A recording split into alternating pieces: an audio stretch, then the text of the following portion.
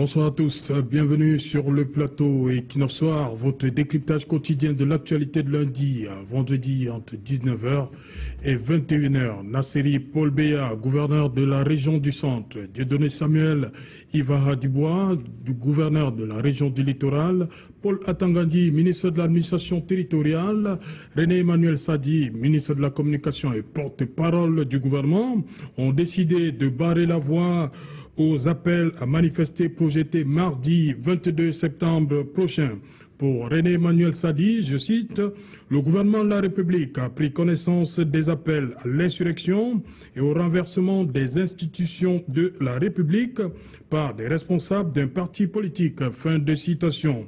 Le porte-parole du gouvernement rappelle d'ailleurs que, je le cite également, ces faits sont prévus et réprimés par le code pénal et les dispositions pertinentes de la loi numéro 2014/028 du 23 décembre 2014 portant répression du terrorisme. Fin des citations.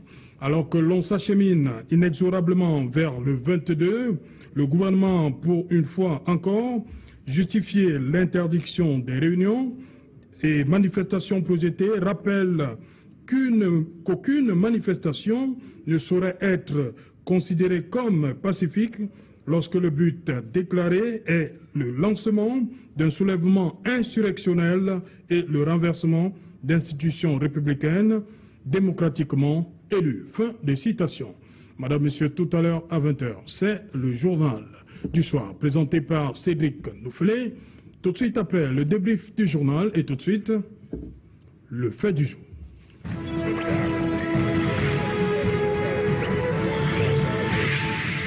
Manifestation du 22 septembre, le gouvernement justifie l'interdiction. Pour en parler, nous avons invité en plateau ce soir Jonathan Batenguene.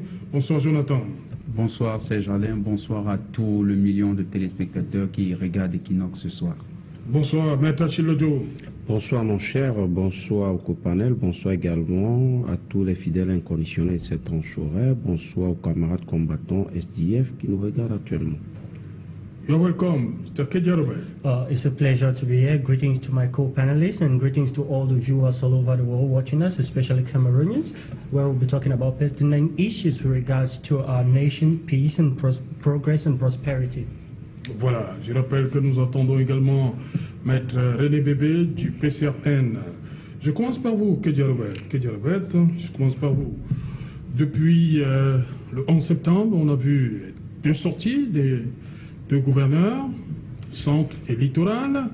Lundi, interdisant les réunions et manifestations sur leur territoire de compétence, à savoir le centre et le littoral. Lundi, on a vu le ministre de l'administration territoriale monter également au créneau. Et hier, 15, c'est-à-dire mardi, c'est le ministre de la communication qui est venu mettre en garde. Dis-moi, pourquoi cette multiplication de sorties menaçantes? Est-ce qu'une seule sortie de la part d'un membre du gouvernement n'aurait pas aidé à faire passer le message? The government is the government, and the government has the right to come out the number of times they want, one time or two times.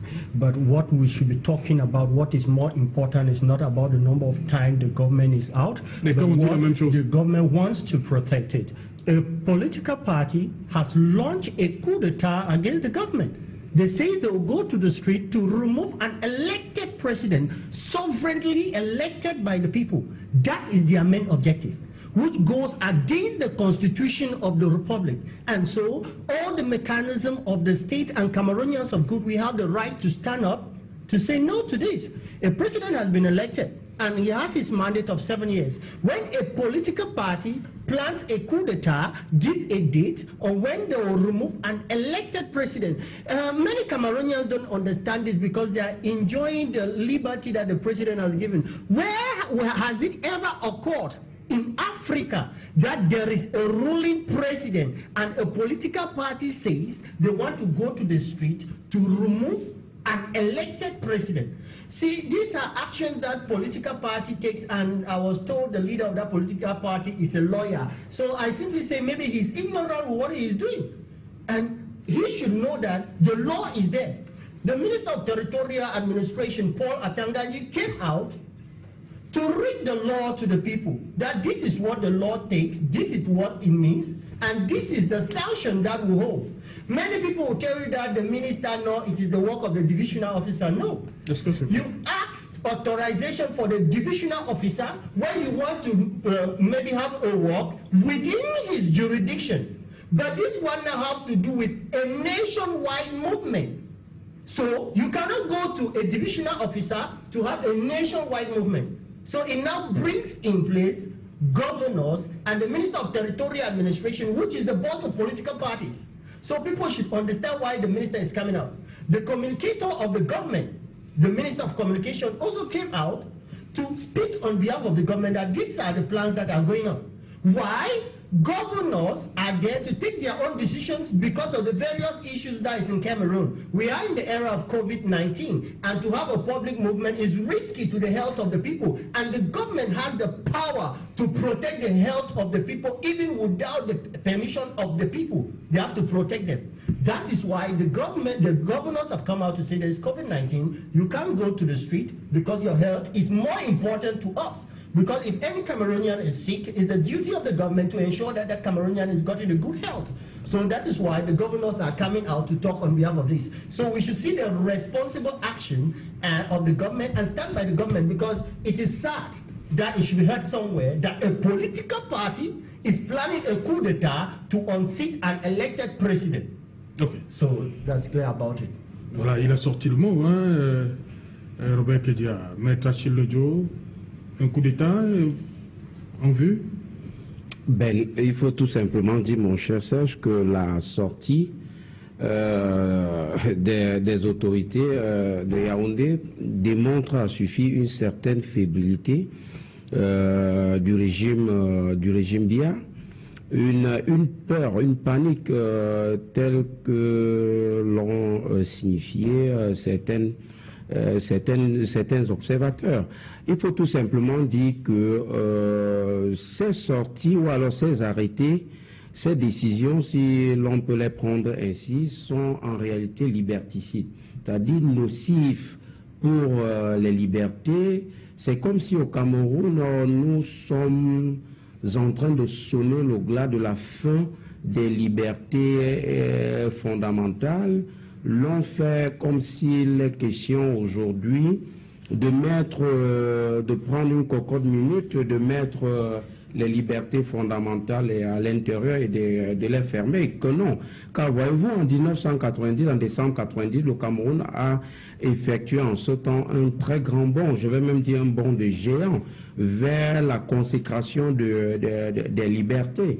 Et c'est justement pourquoi l'on cite, dans le cas d'espèce, la loi numéro 90/055 1990, effectivement, qui régit les réunions et les manifestations publiques. Ça, c'est sur le plan général. Alors, s'il faut parler effectivement des manifestations publiques au Cameroun, il faut dire qu'il existe en la matière un arsenal normatif qu'il est bon de le rappeler. Sur le plan international, nous avons la Charte des Nations Unies, nous avons la Déclaration universelle des droits de l'homme, nous avons la Charte africaine des droits de l'homme et des peuples, nous avons aussi le Pacte international relatif aux droits civils et politiques.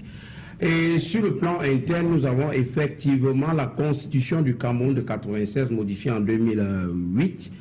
Nous avons effectivement cette loi que je venais de citer pour dire tout simplement que l'arsenal juridique en la matière fait à ce qu'aujourd'hui, je suis à même de dire que le ministre de l'administration territoriale est effectivement dans son champ compétentiel, mais seulement prend des décisions liberticides, antidémocratiques et anticonstitutionnelles.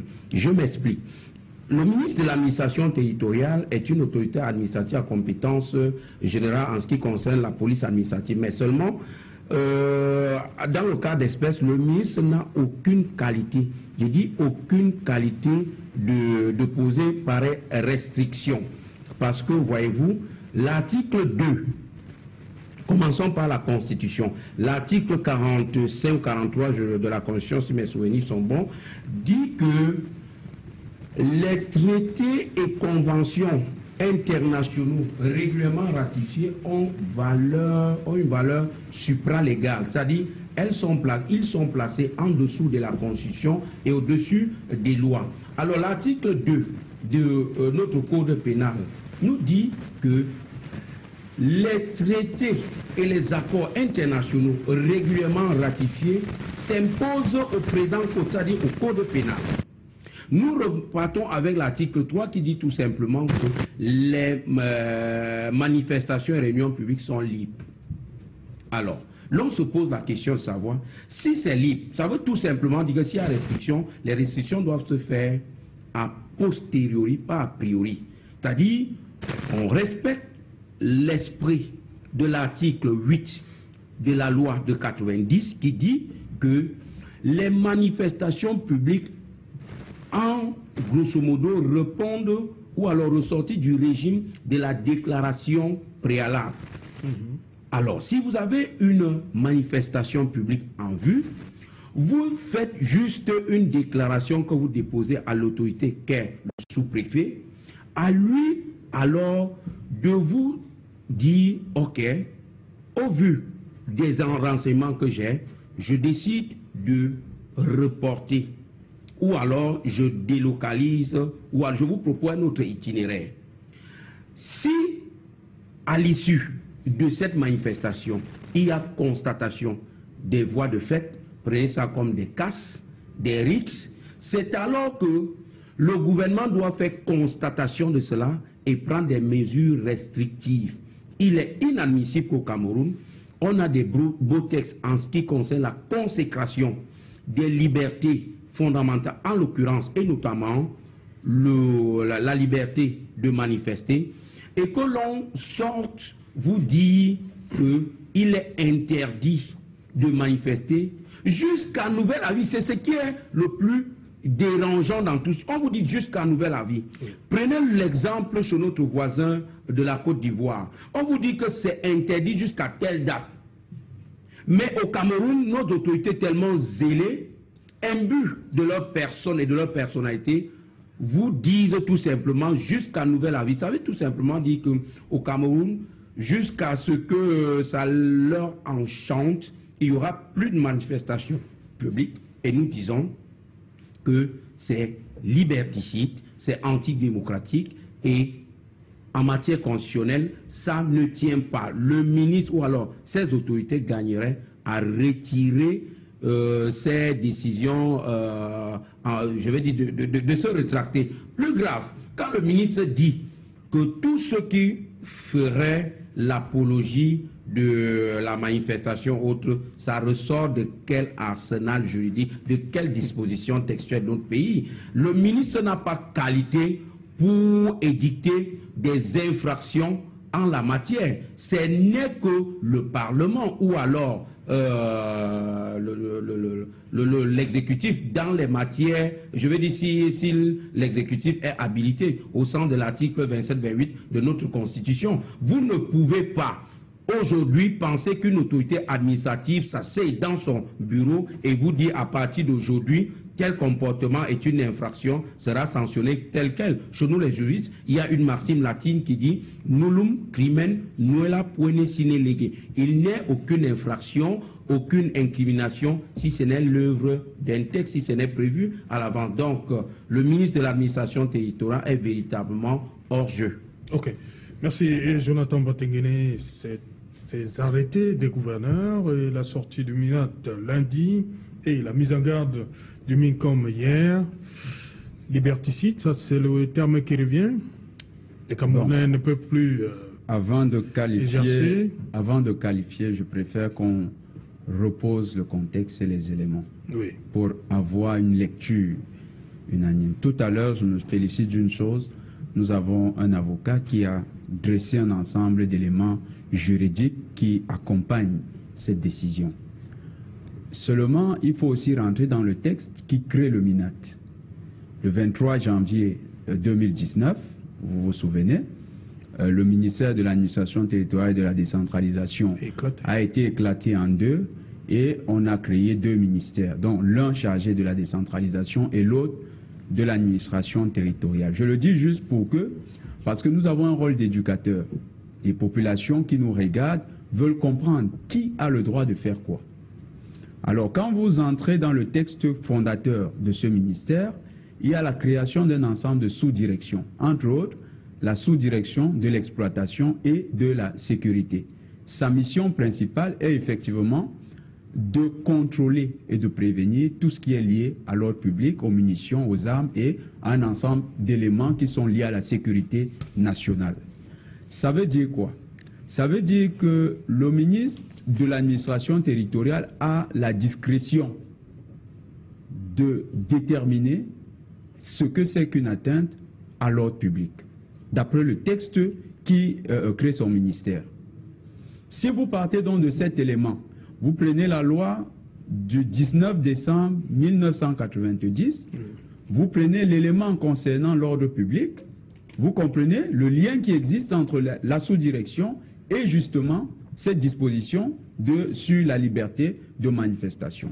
Je le dis parce que de venir dire que le ministre n'a pas qualité, ce serait aussi induire beaucoup de personnes en erreur. Pourquoi on crée une sous-direction chargée de l'exploitation et de la sécurité avec justement pour mission de s'occuper de la détermination de ce que c'est que l'ordre public? C'est parce qu'on veut garantir ce droit-là dans le respect de l'intégrité nationale. Parce que le ministère de l'administration territoriale, dans le texte qui le crée, il y a bien cette mention. Il est désormais le garant aussi de l'intégrité nationale.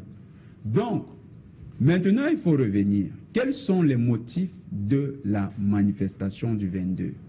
Le 22, on n'a pas affaire avec une manifestation qui vise à demander la liberté de manifester pour un parti politique. Donc, rentrons dans le fond des manifestations. Et dans les éléments, les gens qui se réclament du mouvement des nouveaux manifestants du 22, on regarde sur la toile, il y a un discours qui revient, c'est que c'est l'ordre institutionnel qui sera changé. Maintenant, si vous êtes maître Ledio et que vous êtes à la sous-direction de l'exploitation et de la sécurité, qu'est-ce que vous dites au ministre?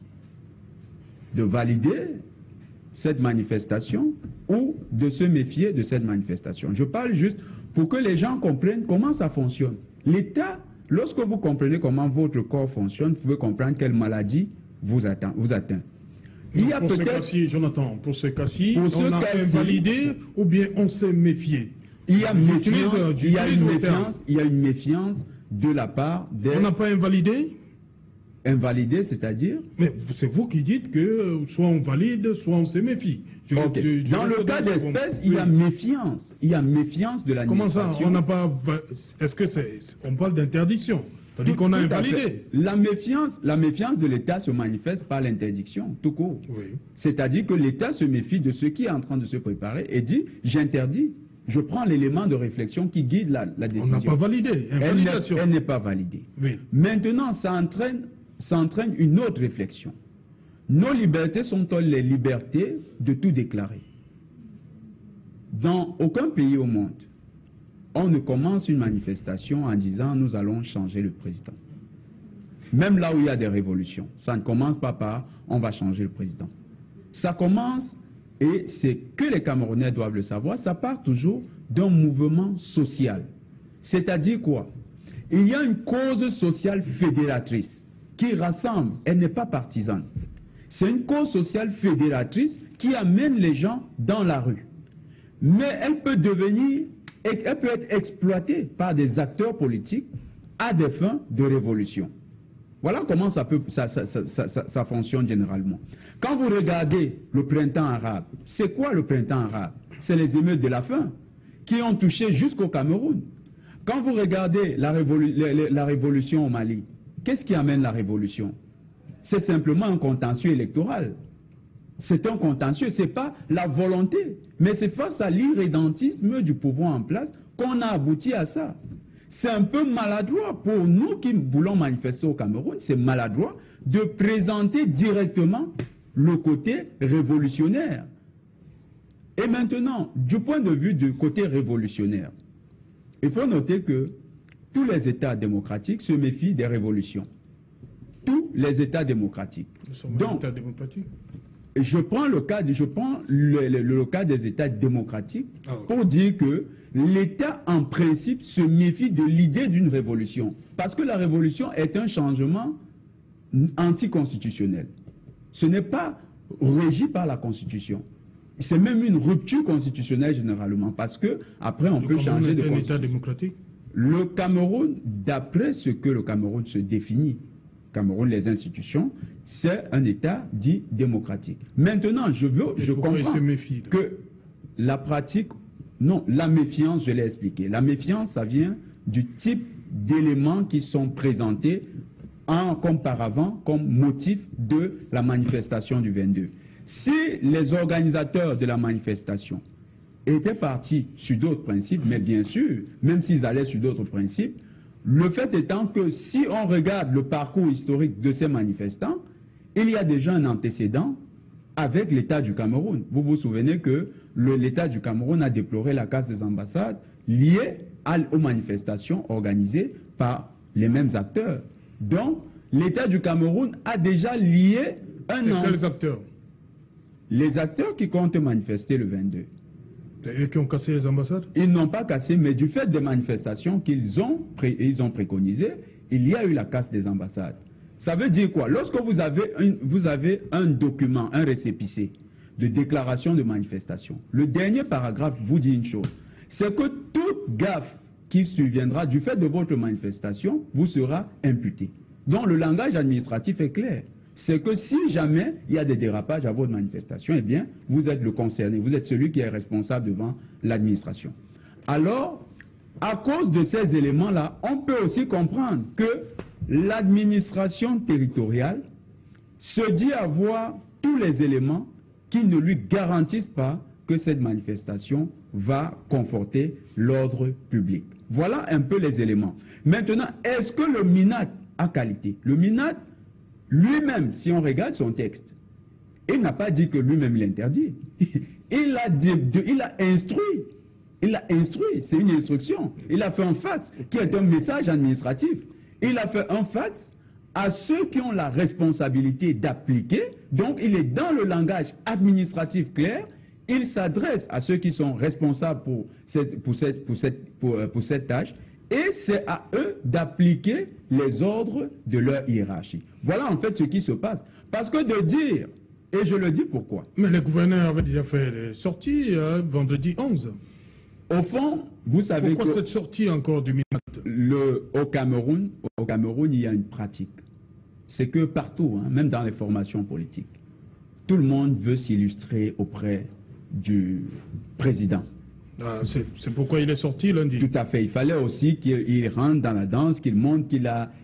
Mais les gouverneurs avaient déjà pris les initiatives. Donc, tout le monde sait que les gouverneurs avaient compris un ensemble de choses. Donc, ce n'est pas dû au fait que le ministre lui-même ait pris la décision, que ces gens vont agir d'une certaine manière. C'est qu'au niveau même déjà des administrations, les différents services que j'ai cités, qui sont surtout le service de la sous-direction chargée de l'exploitation et de la sécurité, a certainement déjà produit son rapport pour prévenir les questions liées à l'ordre public. Jonathan, je reste avec vous. Pourquoi donc cette haute sortie du ministre de la Communication?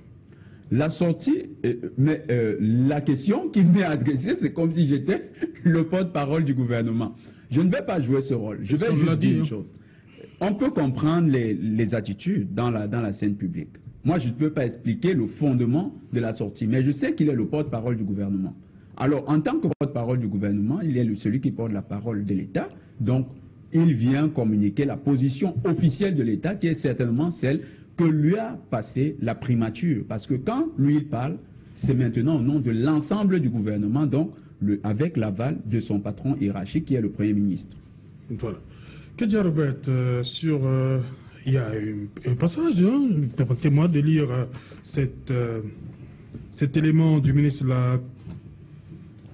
l'administration territoriale. Il dit que toutes les personnes qui se retrouveront sur la voie publique, malgré les interdictions des autorités administratives, seront interpellées.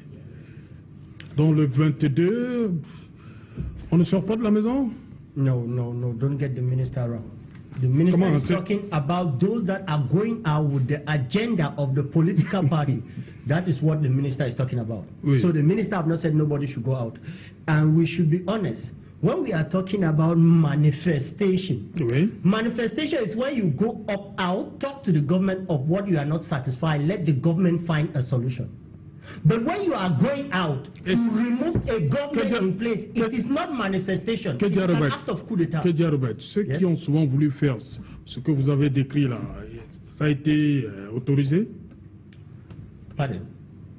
Now, we should get the difference between these two. Oui, please, vous avez dit que si les populations veulent, par exemple, réclamer un certain nombre de choses, ce qui n'est pas le cas, comme vous le dites, pour le 22. Je dis donc que les partis politiques qui ont souvent voulu manifester pour réclamer certaines choses, est-ce qu'elles ont obtenu l'autorisation de le faire? Political parties have always had their authorization. Ah bon? Yes. Because some people want to make this idea for people to think Au Cameroun, vous parlez du Cameroun, là? To think that where you create your awareness. You should get these two things clear. You do your declaration, and you are given. We saw a political party with the beginning of the crisis that went to Bamenda and went to Boya. Oui. Where they stopped, they were not of the ruling party. Vous parlez des parlementaires SDF? They are of a political party. Ouais. Were they in Boya? Yes. Were they in Bamenda? Yes. Did they do their movement? Yes. Why should we make people to feel that the government does not authorize opposition party? That is very wrong. We should remove that out of the minds of Cameroonians. But the main issue, vous m'avez demandé, je vous ai donné un exemple. Oui, un exemple. Oui. Parmi combien? Parmi combien? Et il y a beaucoup. Et si vous voulez que je laisse ce que je suis en train de dire, non. pour citer tous les exemples. Non, pas tous les exemples. Vous avez cité la descente des parlementaires. Ce que je veux dire, c'est qu'on doit être honnête. Oui. Tant qu'on parle d'une manifestation, c'est différent entre un coup d'État. Alors qu'une partie politique dit que veut descendre. On n'a pas parlé de coup d'État. Un président élu, c'est déjà un coup d'État. Ce n'est pas l'affaire de manifester. Et disez-moi, quel pays au monde que le gouvernement a donné une autorisation que les gens peuvent manifester pour enlever une présidente qui a été élue? Tant qu'on parle de la liberté, ou on parle du droit de manifestation, tant que si vous avez un droit, ce sont les choses que tu peux faire en liberté qui ne dérangent pas une autre personne. Tu ne perturbes pas la loi le droit d'une autre personne. Donc alors qu'une partie maintenant sort pour dire qu'il va enlever une présidente qui a été élue par les Camerounais. Ça, ce n'est pas un acte, ce n'est pas une liberté, ça. Ils sont en train de violer la démocratie de les autres qui ont voté ce président. Donc on doit être honnête alors qu'on dit les choses. We should be honest. We are talking to Cameroonians. Manifestation means you move out. You talk to your government. That government, please, we are not happy with this and that. But when you go out, that you want to remove, topple your government, it is not a manifestation, it is an act of coup d'etat to remove a government. And no government on earth has ever authorized that. And if all of you on this platform, vous connaissez un pays qui a donné une autorisation pour un parti politique de partir enlever un gouvernement qui a été élu, vous me disiez? Donc on doit être honnête alors qu'on parle à les Camerounais. C'est un acte de coup d'État. Les avocats, au début de la crise anglophone, c'était le coup d'État aussi? Les avocats n'avaient pas un agenda d'enlever le président élu par les peuples. Non, je demande si c'était l'intention. Non, vous m'avez demandé, non. Vous avez vu ce qui leur est arrivé? L'affaire, ce n'est pas qu'eux veulent manifester. L'affaire, c'est l'agenda de manifestation. Ce qu'eux ont, c'est pour enlever une présidente qui a été élue par les Camerounais. C'est ce que le MRC veut faire. Donc on doit rester là-bas. C'est ça le problème. Vous ne disiez pas que vous voulez sortir pour enlever le président qui a été élu. Robert, est-ce que toutes les manifestations et réunions qui ont souvent été interdites, c'est parce qu'il y avait cet agenda-là que vous décrivez, le coup d'État au Cameroun? Écoutez, alors qu'il y a une manifestation, le gouvernement regarde. Il regarde la sécurité, il regarde l'affaire du santé, il regarde que cet endroit. Parce qu'on ne peut pas peut-être donner une liberté pour une personne de faire une marche en Ndokoti. On sait que ça va perturber le droit des autres personnes. Donc il y a beaucoup de choses que le gouvernement voit pour dire que non, c'est possible, non, ce n'est pas possible. Donc il y a beaucoup de choses que le gouvernement prend en considération. Okay. Mais alors qu'on parle de sortir pour enlever une présidente qui a été élue, ce n'est pas une manifestation là-bas. C'est un acte, c'est un coup d'État pour enlever une présidente qui a été élue. Donc on doit faire les Camerounais connaître que, à l'heure que tu dis que tu veux partir enlever une présidente, non, ce n'est pas une manifestation là-bas. On doit être clair et on doit dire aux Camerounais pour que les Camerounais sachent. Et alors que le ministre sort pour interpréter la loi, pour dire aux Camerounais, il est dans son rôle de sensibiliser les Camerounais. Même moi, j'ai un rôle de faire ça. Nous tous, on a un rôle de dire aux Camerounais que la loi dit que si tu fais comme ça, c'est ça. So if the minister is coming out to tell Cameroonians that this is wrong, it is clear. And Cameroonians need to understand. So please, we should stop talking about manifestation, that Cameroon movement want to manifest, do manifestation. That is not the issue. The issue, the main topic is that they say they want to remove a president that has been elected by the people. That is abusing the democracy of Cameroon. Because we have Cameroonians that voted that president. And that president have a mandate of 7 years to serve that population. And when someone comes to say that they want to go to street, a political party that have no elected official, because they want to create disorder in a country, we should be honest and we should tell Cameroonians the truth, and they should know the truth and nothing but the truth. We should not come here to start to talk about manifestation, no. We should not come here to start to talk about certains ministres, le gouverneur, non. We should say le problème au fond. Ce parti va enlever un gouvernement au pouvoir. C'est un coup d'État. Et tous les Camerounais doivent dire non. Il ne faut pas qu'on vienne, on laisse le sujet, ce qui est important, pour qu'on doit dire aux Camerounais, on commence à tourner à côté. Non. Please, if Cameroon Renaissance movement they want to do their march, let them express their will to the government. But saying that they want to move a government in power, I'm still saying it. And the ministers repeat it. Parce que mon frère a dit que si le gouvernement sort beaucoup de fois, c'est un acte de faiblesse. Non. Il y a deux choses. Tolération et faiblesse, c'est deux choses différentes. Le gouvernement, le ministre est sorti pour parler, pour faire les Camerounais connaître. Ce n'est pas un acte de faiblesse, c'est un acte de fait les Camerounais connaître. Le gouverneur est sorti pour parler, ce n'est pas un acte de faiblesse. Le porte-parole du gouverneur et du gouvernement est sorti et parlé, ce n'est pas un acte de faiblesse, mais c'est un acte de tolérisation. On fait les gens connaître. Et alors que les gens vont sortir, le gouvernement frappe la main sur la table et la loi soit respectée aux gens qui veulent faire le coup d'État, alors là, tous les Camerounais vont connaître que le gouvernement a parlé, répété et parlé dans tous les moyens qu'il le pouvait. Okay. Donc on doit rester là-bas. Donc si on reste pour dire les mensonges que non, la loi dit que manifestation, désolé. Pour enlever une présidente qui a été élue, ce n'est pas un acte de manifestation, c'est un acte de coup d'État. On doit rester là-bas. Donc tous ces gens qui parlent de l'affaire de manifestation ont une autre agenda, parce que ce n'est pas une manifestation, mais c'est un coup d'État pour enlever une présidente qui a été élue. Ok, merci. Achille Lodjo, le ministre de la Communication dit qu'aucune manifestation ne saurait être considérée comme pacifique lorsque le but déclaré en est le lancement d'un mouvement insurrectionnel et le renversement des institutions républicaines démocratiquement élues. Le gouvernement sait déjà ce qu'il y a derrière les sorties, on va le dire comme ça, les manifestations du 22. Ce qui est trivial aussi dans notre pays, c'est que le gouvernement du RDPC peut tout négliger sauf les bulletins de renseignement. Autre chose, c'est que je me force de rire véritablement. Le représentant du RDPC sur ce podium, plateau autant pour moi, c'est pas avec ces décibels qu'il aura un argumentaire substantiel. Non. Je pense plutôt que il est question ici de se poser des questions véritables. Le représentant du RDPC dit en substance que les manifestations du 22 ou alors projetées doivent être interdites, motivation prise de ce que l'agenda serait le départ du président de la République ou des institutions établies.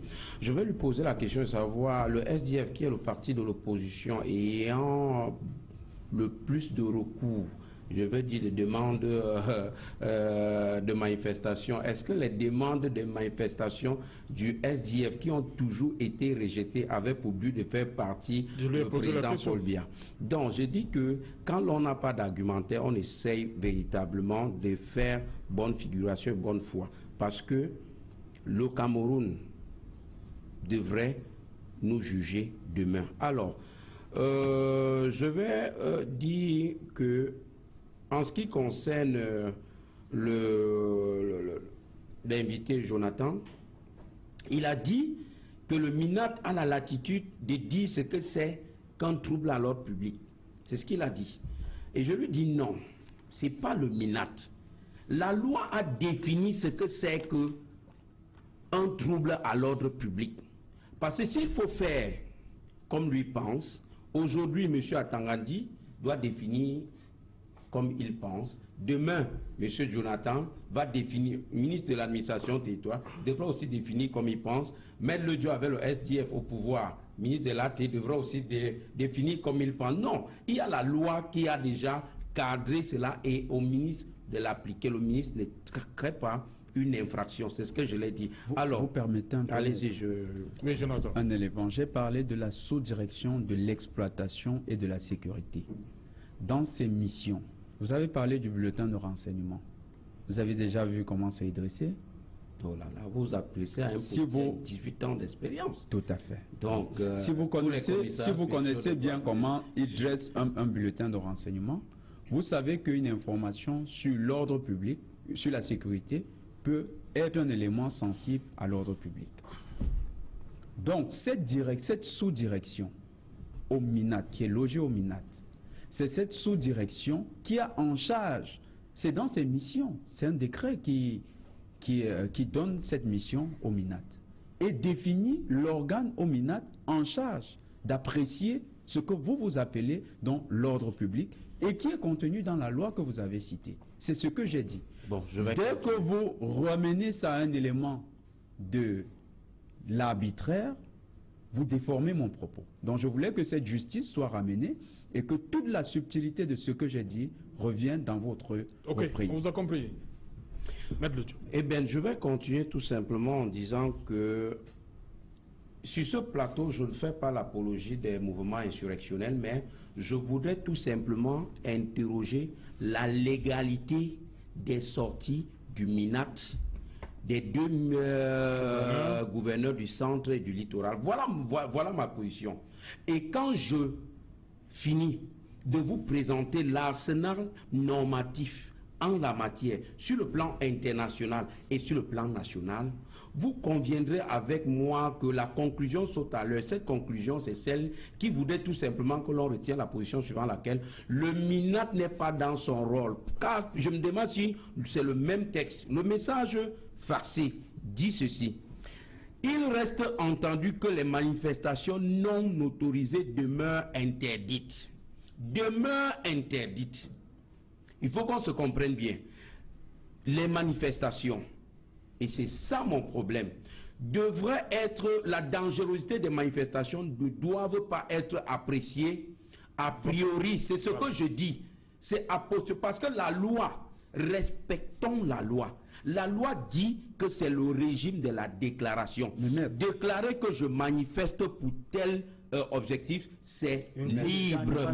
Maître, vous êtes en train de dire, vous dites la loi. Excusez s'il vous plaît. Vous dites la loi. Mais revenez, vous avez dit que l'ordre public n'est pas apprécié a priori, mais a posteriori. Alors pourquoi on interdirait donc? C'est justement où je vais arriver. Il dit la dangerosité. Non, justement, mais là il induit aussi le citoyen lambda en erreur, parce que on ne peut apprécier l'ordre public et prévenir, c'est-à-dire maintenir l'ordre public, que lorsqu'on a apprécié a priori. Et l'appréciation a priori, c'est quoi? Vous avez parlé vous-même du bulletin de renseignement. C'est quoi la mission du renseignement? C'est quoi la mission du renseignement? Le renseignement permet justement d'apprécier a priori ce qui menace l'ordre public. Oh, la loi ne vous le permet pas. La loi de 90... Relisez la loi, vous verrez que la loi le permet. Non, la loi de 90, l'article 8, vous dit tout simplement que les manifestations publiques doivent être déclarées au préalable.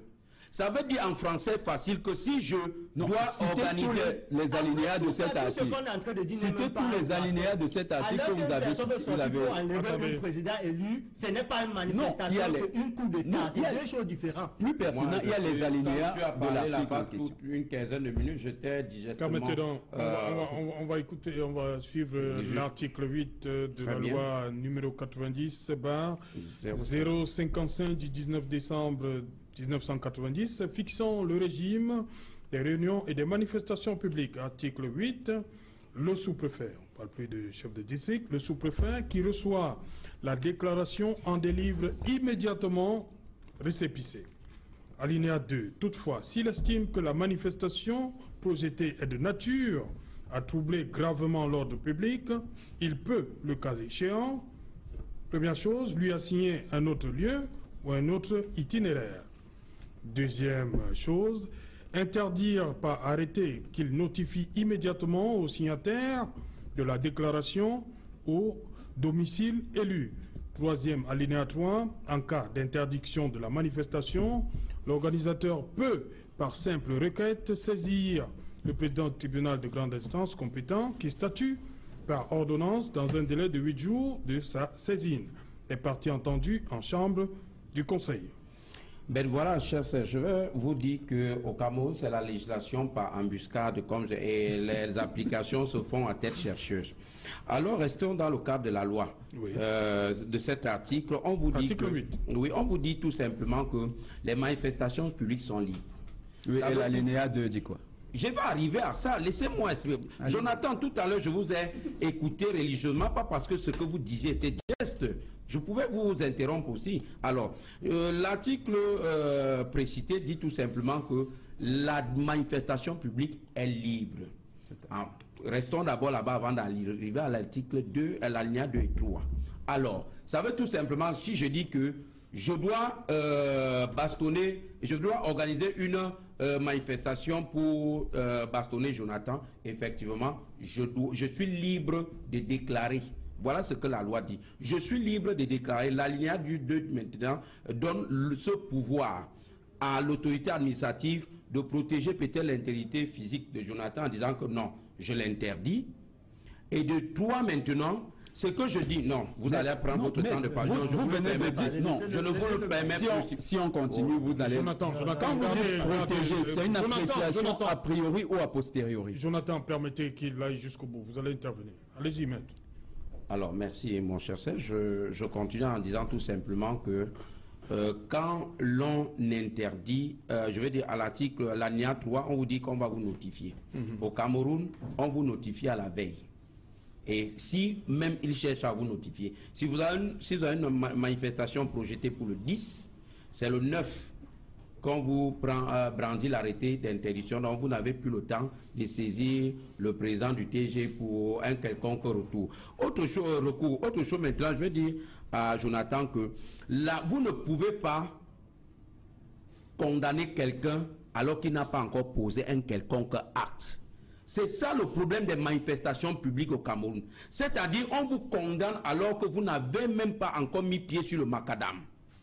On vous dit déjà que vous êtes dangereux. La dangerosité des manifestations publiques doit doit être appréciée a posteriori. Prenons le cas des Gilets jaunes en France. Oui.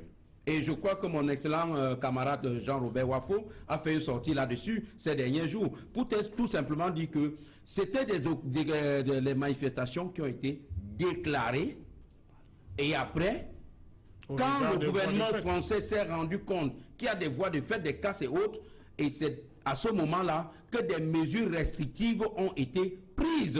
C'est dans ce sens que nous disons aussi au Cameroun que s'il est vrai que la déclaration de manifestation publique est libre, alors laissez les gens manifester et après, s'il y a danger... Bon, il dit qu'il y a Corona, vous comprenez. Oui, Jonathan. Le SDF avec Corona, avec le SDF. Merci, Jonathan. L'une des vérités, c'est vrai que Maître veut rentrer. Il y a le droit que vous utilisez. Lorsqu'on dit droit, ça, c'est l'hypothèse spéculative, qui est normative mais spéculative. C'est-à-dire quoi? Ça veut dire que c'est un principe... Le droit sort d'où?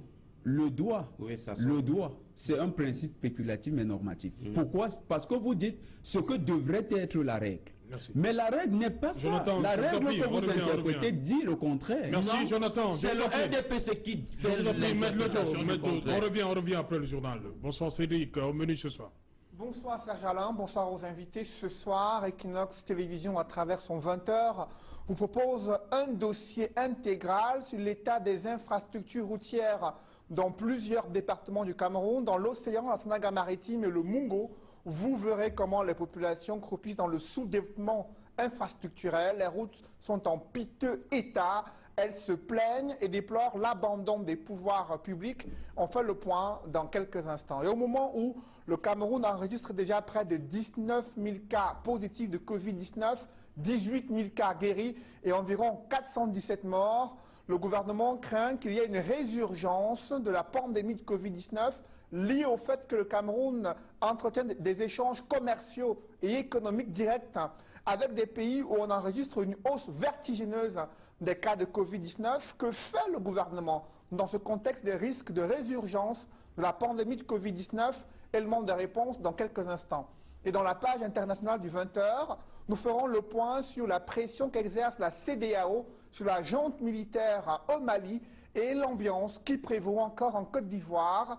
Après le rejet des candidatures de Laurent Gbagbo et Guillaume Soro, comment se mobilise l'opposition ivoirienne? On en parle dans quelques instants. C'est Alain. Oui, justement, dans quelques instants, ce sera donc le développement de tous ces titres dans le 20h de Cédric Noufélé. Quant à moi, je vous retrouve après le 20h, justement, pour Equinox Soir. Deuxième partie, ce sera le temps du débrief, toujours en compagnie de nos invités Kedia Robert, Maître Achille Ledjo et Jonathan Batenguene. Tout de suite, donc, dans un instant, le 20h de Cédric Noufélé.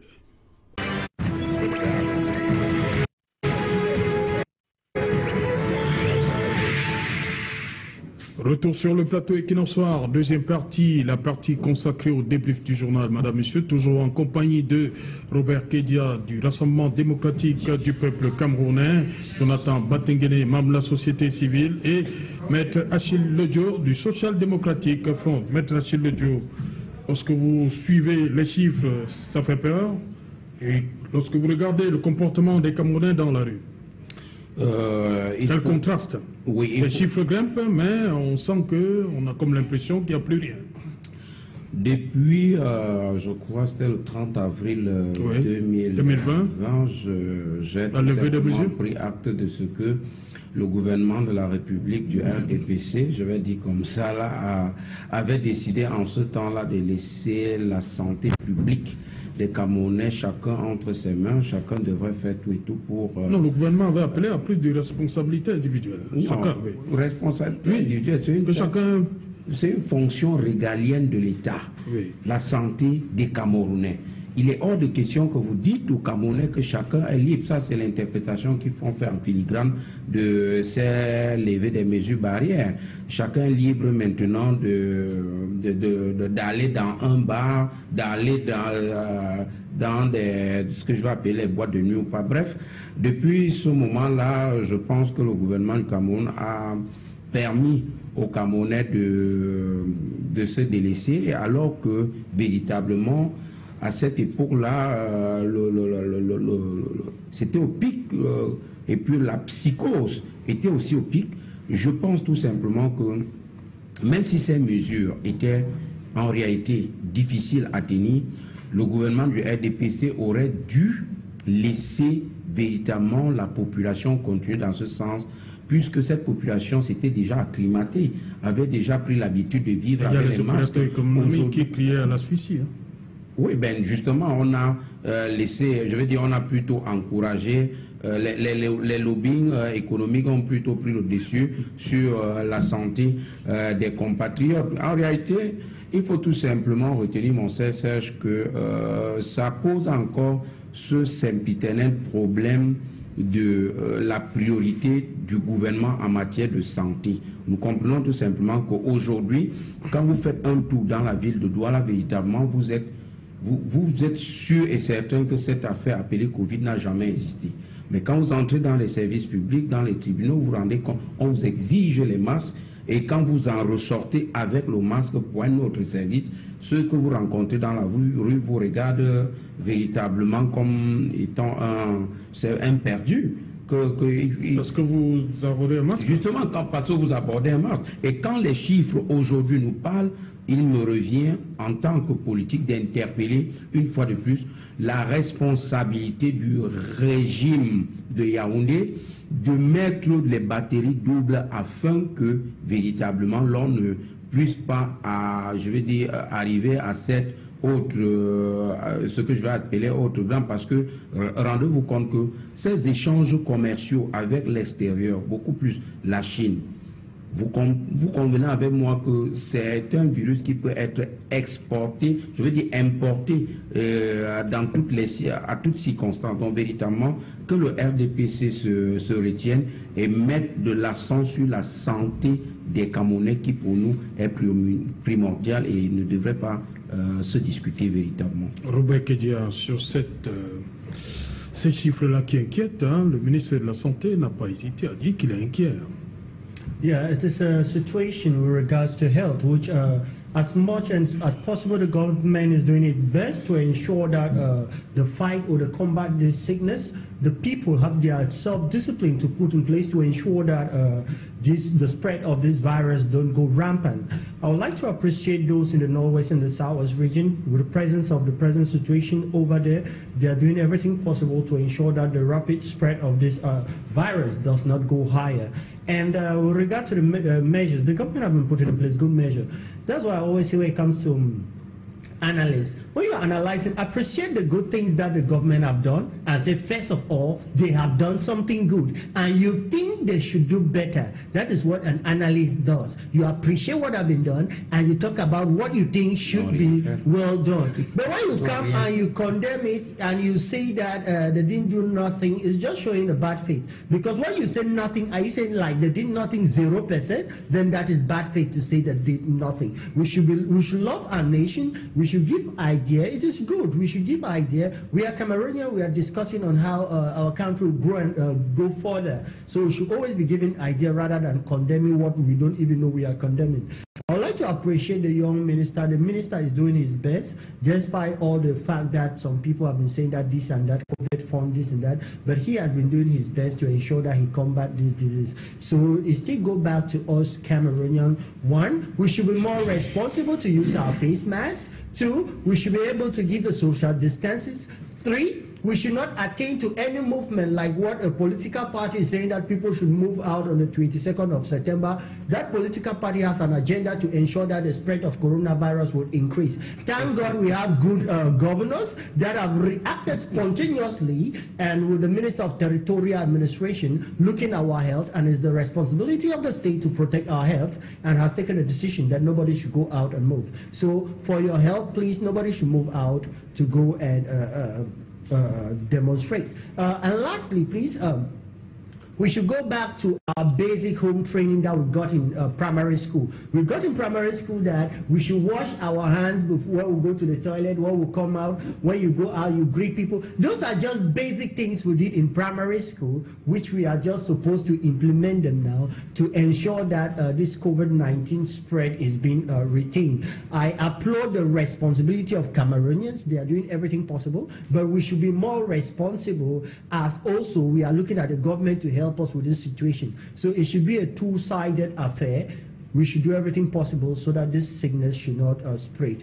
For all those that have lost members of their family, because we've lost about 400 people that have died, obviously I'll express my condolence on behalf of my party and on behalf of all Cameroonians which feel hurt when one Cameroonian dies. So we express our condolences. For those that are sick, the government is in charge. We appreciate the government for taking care of that fundamental part of human rights, which has to do with ensuring that the people have good health. We appreciate the government for that. And for us that we are not sick, we still call ourselves to be more responsible to ensure that the spread of this disease at least is retained and not spread in a sarcastic manner that will hamper our economic growth and our health situation in the country. Ok. Jonathan Batengene, le Cameroun enregistre 10 septembre 19 600 cas positifs, 18 448 personnes guéries, 415 décès et 742 est actif. On se souvient qu'il y a quelques jours, l'archevêque métropolitain de Douala, Monseigneur Samuel Cléda, est revenu. Il est monté une fois de plus au créneau pour dire que le Cameroun avait vaincu cette pandémie.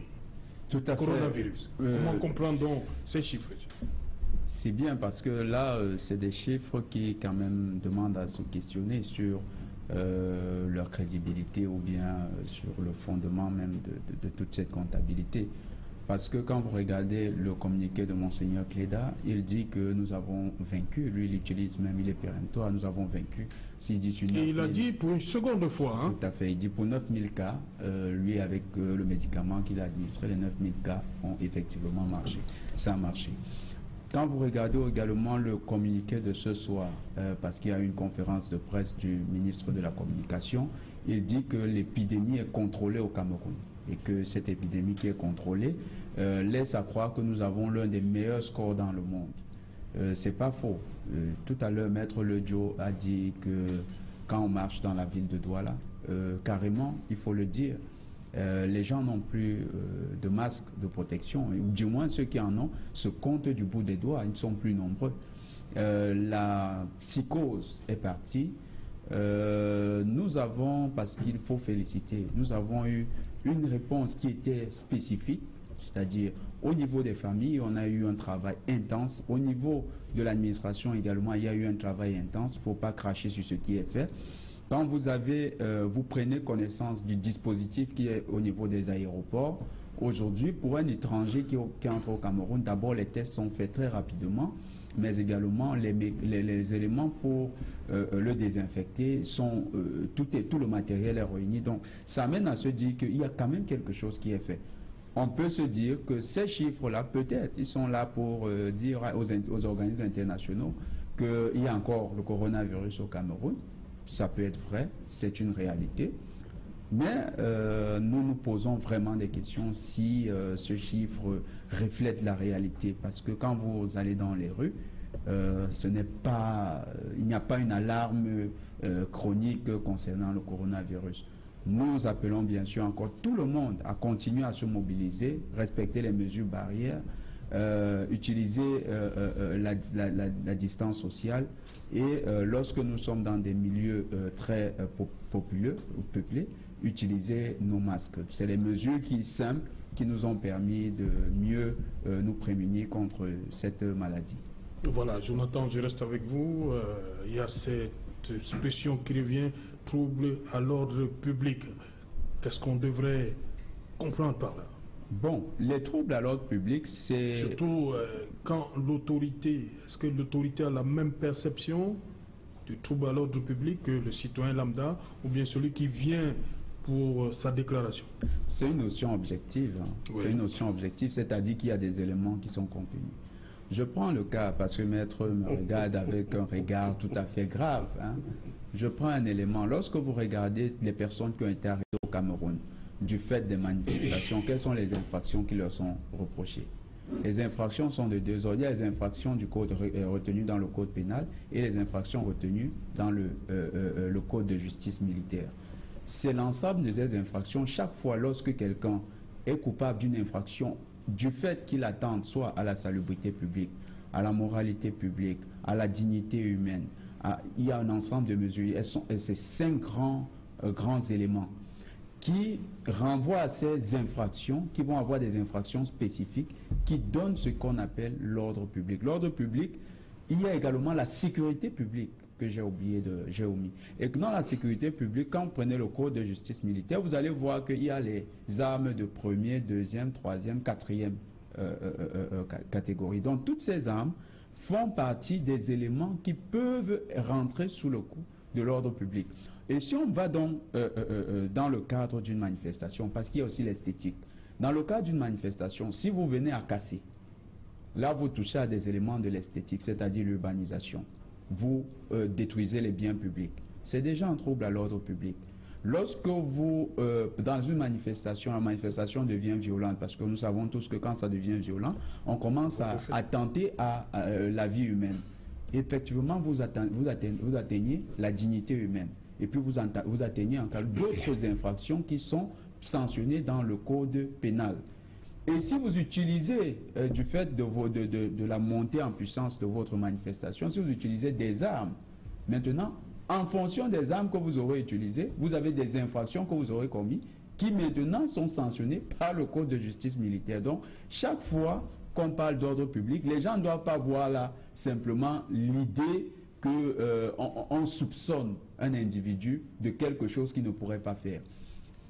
Et c'est pourquoi au départ, nous avons parlé, Maître Lediot, du bulletin de renseignement. Lorsque le bulletin de renseignement est dressé sur les intentions de la personne, parce qu'un groupe qui veut perpétrer des actes les prépare au préalable. Et c'est pourquoi je parlais d'une détermination a priori. Parce que c'est avant que l'acte soit perpétré qu'on sait, à partir du renseignement, que cette personne envisage utiliser sa manifestation pour poser tel type d'acte. Quand vous prenez donc les manifestations du 22, où les initiateurs prennent le risque de dire que nous allons changer l'ordre institutionnel. Vous voyez un peu? Et comment ils vont le changer? Ça ne peut que survenir du fait de violence. Parce que l'ordre institutionnel est garanti par quoi? Garanti à la fois par la police administrative, mais également par les forces de défense, qui sont encore une autre composante de cet ordre. Comment vous allez changer l'ordre institutionnel en ayant l'assentiment de ces gens-là qui défendent en fait ce que vous voulez changer? C'est un plus grand paradoxe. Ne donnons pas du vertige aux téléspectateurs qui nous suivent. Soyons assez clairs pour qu'ils comprennent quel est l'enjeu derrière.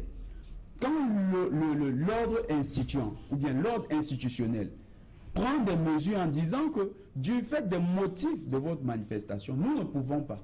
C'est parce que l'ordre institutionnel veut également se protéger. Mais maintenant, je vais dire quelque chose. Mais j'ai tout à l'heure une posture qui est sur le fait. Mais je vais dire une chose. Lorsque vous prenez sur vous de dire que vous êtes devenu un révolutionnaire, l'histoire des révolutions à travers le monde nous l'apprend. Vous n'avez pas besoin qu'une loi soit en votre faveur. Che Guevara n'avait pas besoin des lois. Fidel Castro n'avait pas besoin des lois. Partout où les révolutionnaires ont eu du succès, ils n'avaient pas besoin d'une loi en leur faveur. Venir dire au peuple que c'est parce que la loi n'est pas en notre faveur, c'est même un signe de lâcheté. Si vous êtes un révolutionnaire, vous bravez l'ordre institutionnel et vous allez au-devant de vos idées révolutionnaires. Le révolutionnaire ne considère pas sa vie comme importante. Il considère l'idée, le projet de sa révolution comme le dépassant. Et donc, il est prêt à se sacrifier pour sa révolution. Si vous êtes un révolutionnaire, il faut être cohérent avec vous-même. Mais si vous restez chez vous et vous dites que vous êtes un révolutionnaire, vous écrivez dans les réseaux sociaux, vous n'en êtes pas un. C'est une révolution imaginaire. Ce n'est pas comme ça. Si vous venez pour écrire contre les lois, mais allez au Parlement, c'est là-bas qu'on débat des lois. Vous ne pouvez pas parler d'une loi à la maison. Les lois ne se changent pas dans les chambres ni à la maison. C'est au Parlement. Si vous n'avez pas le Parlement et vous avez dit que vous êtes révolutionnaire, soyez cohérent. Vous sortez et en ce moment, c'est le rapport de force. En politique, ça existe. Lorsque le rapport de force vous est défavorable, vous allez subir la pression de celui qui a le rapport de force favorable. Et ainsi de suite.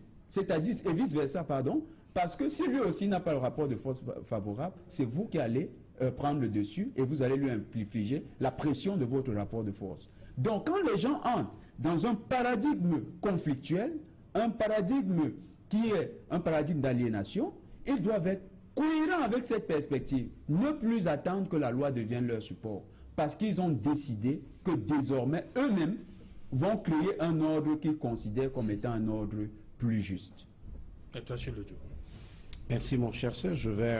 Je vais faire deux observations avant de revenir sur la notion de l'ordre public pour dire tout simplement à mon cher représentant du RDPC, mon cher Robert, que ce motif de Corona, d'abord, c'est un leurre qui fond au soleil comme du beurre, parce que, voyez-vous, si aujourd'hui vous dites d'un côté que vous avez jubilé le corona, alors ne vous en faites pas des manifestants.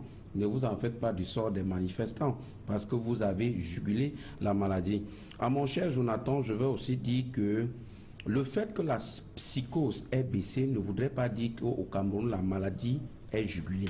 Il faut qu'on se comprenne bien. Donc, nous pensons que le gouvernement de la République du Cameroun, le gouvernement RDPC, est encore face à ses responsabilités.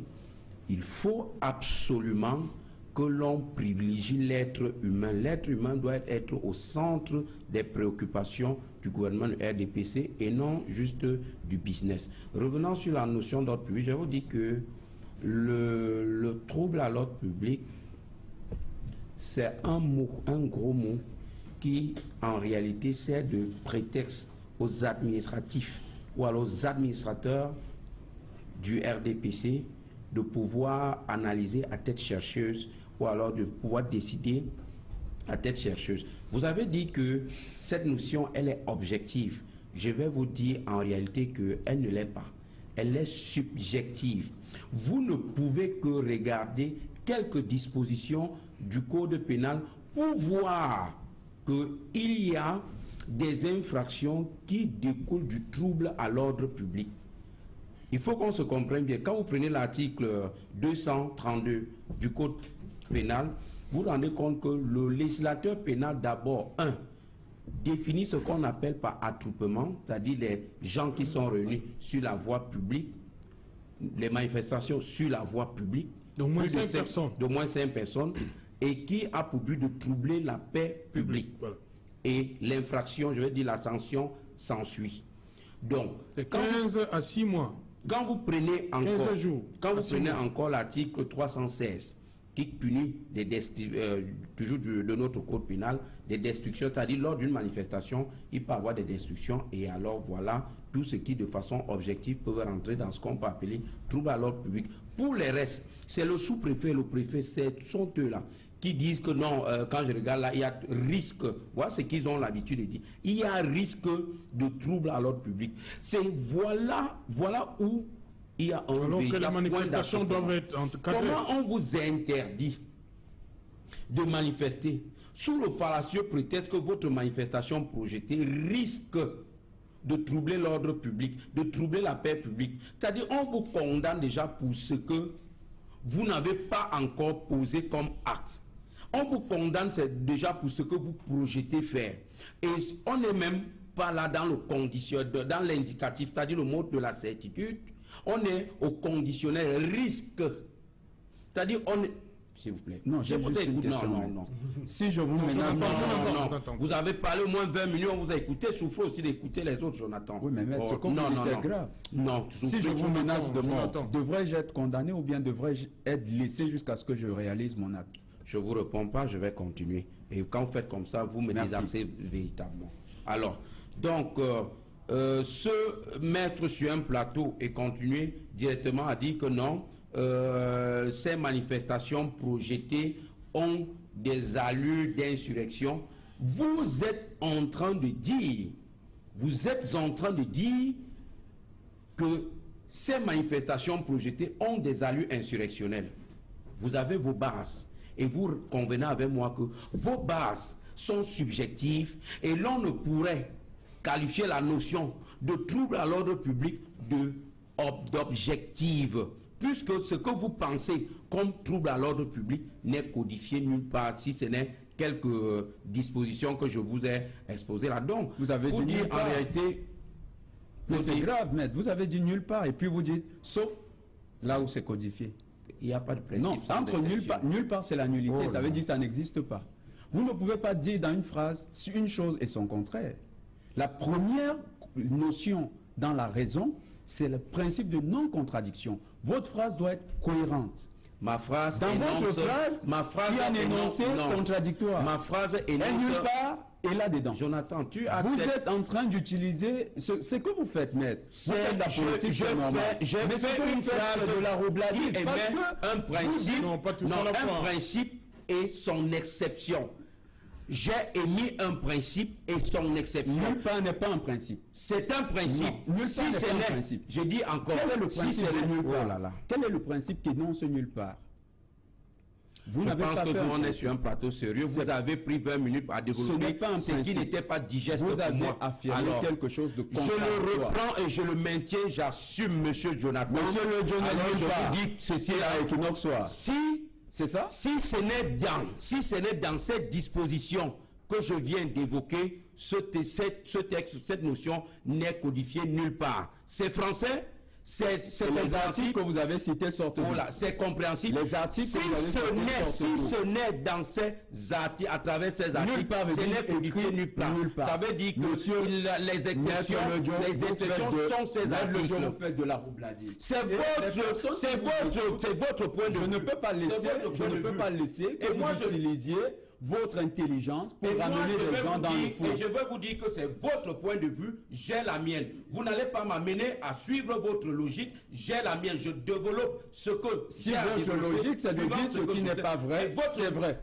C'est bien. Et votre logique, elle était vraie? Tout à fait. Et de dire que de dire que la notion de trouble à l'ordre public est une notion objective.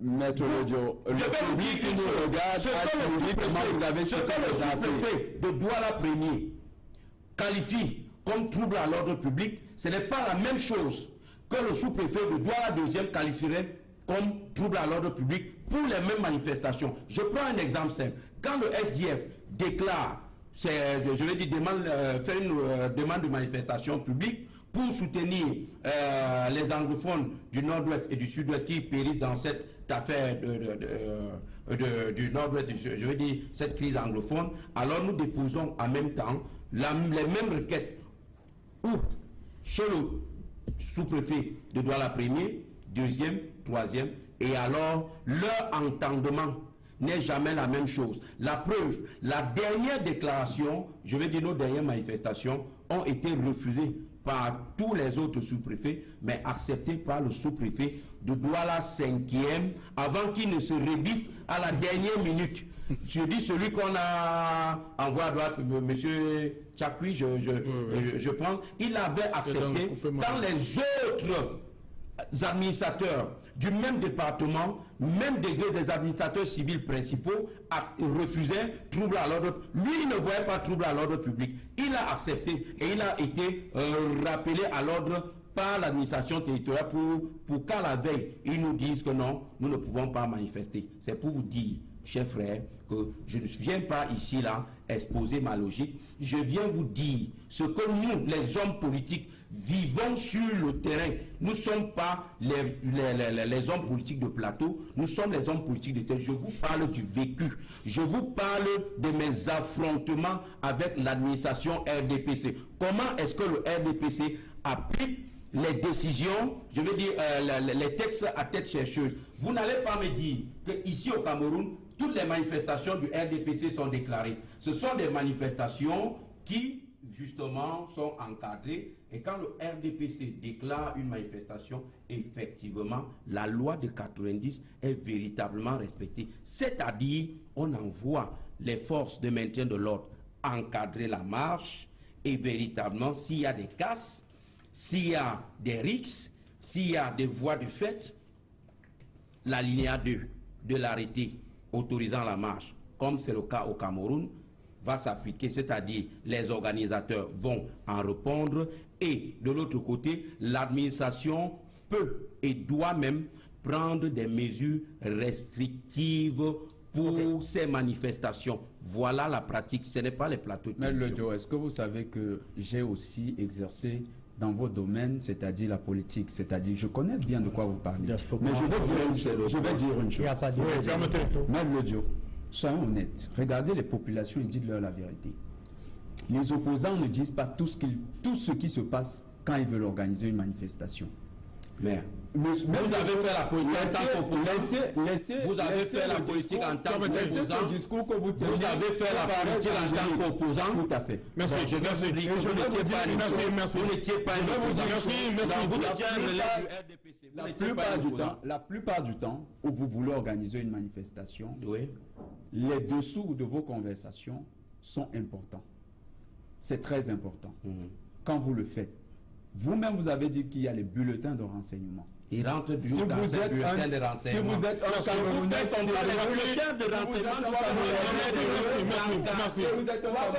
merci Jonathan, merci Maître Leto. Merci Maître Leto. Merci, rapidement, 30 secondes, on arrive au terme de l'émission. Ok, tant donc, maintenant ça arrive pour 30 secondes. Si vous voulez pas, je vais conclure. Hein. Pas de problème. Comme je disais, le STF, le parti de Ni Jong-Fundi, Ni Jong-Fundi a parlé les clés. Son parti ne supporte pas ce genre d'acte.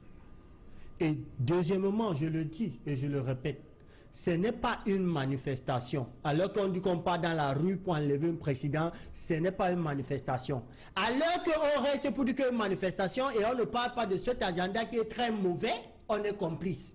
Okay. Et alors, je peux continuer, c'est que il dit que veut marcher dans la rue par rapport de crise anglophone. Qu'est-ce que les gens du Nord et du Sud ont dit à Kamto par rapport à ce mouvement? Ils sont derrière lui. Voilà les choses qu'on doit connaître. Hein. Deuxièmement, il parle de la code électorale. Il y a beaucoup de partis politiques qui sont dans l'Assemblée. Pourquoi ils ne disent pas dans l'Assemblée qu'il y a un problème? Parce qu'ils sont d'accord. Merci. Que ce monsieur, Merci Robert Kedia. On est arrivé malheureusement à la fin de cette émission. Madame, monsieur, rendez-vous demain lorsqu'il sera 19h. Bonsoir. Fidakat, son fois qu'on a.